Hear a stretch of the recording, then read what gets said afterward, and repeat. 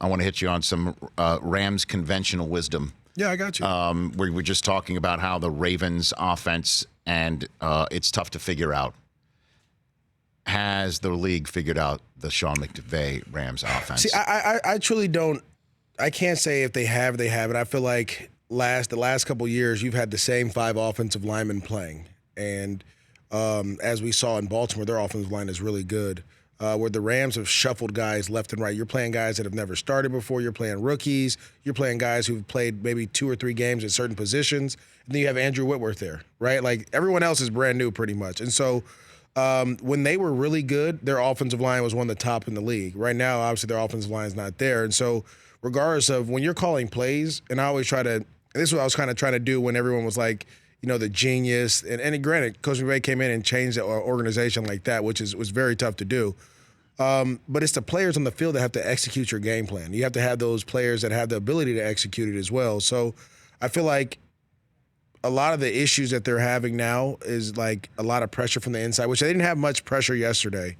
But, you know, the Baltimore Ravens defense really, you know, they exposed a lot of what some of the Rams' faults were. You know, it was running the same plays over and over again, being able to diagnose them in certain situations. That's why Marcus Peters got his first pick. That's why I'm asking if it's been figured out. I mean, it's been 2 years since McVay came on the scene. Belichick last year gave potentially a blueprint for everybody to see, although it's tough to execute what Belichick has because you don't have the players and you don't have the day in, day out, snap in, snap out practice mentality potentially, or I guess that coach who's running it. That's why I'm asking. I mean, because the line is banged up 1,000%, but that's still number 30. That's still Kupp and Woods and Cooks, who just came back last night. Same tight ends. Right. It's lost right now, and Goff looks completely different, right? Different, yes. I'll say this, you know, everyone has tendencies, and that's kind of the part of the NFL where you have self-scouting. So teams have 2 years of your tendencies and what you like to do in certain situations. And I think that's what they figured out. If you look at the Pittsburgh Steelers game, they knew on third in certain situations that they're going to try to get the ball to Cooper Kupp. So we're going to double team him with Minkah Fitzpatrick anywhere he goes. There's other games where, like, you're facing the Niners and you have opportunities to go down and probably take the game over and possibly win the game. You stopped on 4th down, you come out of the half, and you fumble the first carry, right? So they've had some unfortunate situations go around. But even when they have big plays, and this is what is concerning with me, even when they have big plays and you want to get excited, there's always something that brings a big play back. So they can't get into that rhythm that they've been in. You know, when you look at some of the games they've had over the last couple of years, they'll get into a rhythm. They start no huddle. They'll start getting after you, taking shots, different things, and it opens up. Now, when they try to get in that rhythm, something is always pulling them back. So it may be teams have figured it out. It may be that they just have gotten old in certain situations, or they're just brand new in certain situations. And it's, you know, it may be, I think, it's a nice gumbo pot of a little bit of everything in a way. Mm-hmm.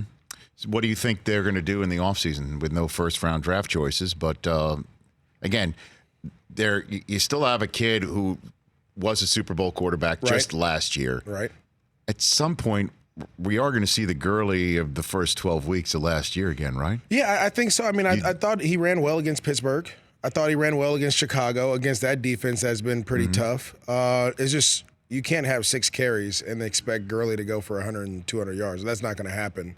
And so you have to feed him more. You have to want, or at least try to be in a position to feed him more. I mean, you get down 14-0 real quick against the Baltimore Ravens, every play caller is going to go to throwing the ball.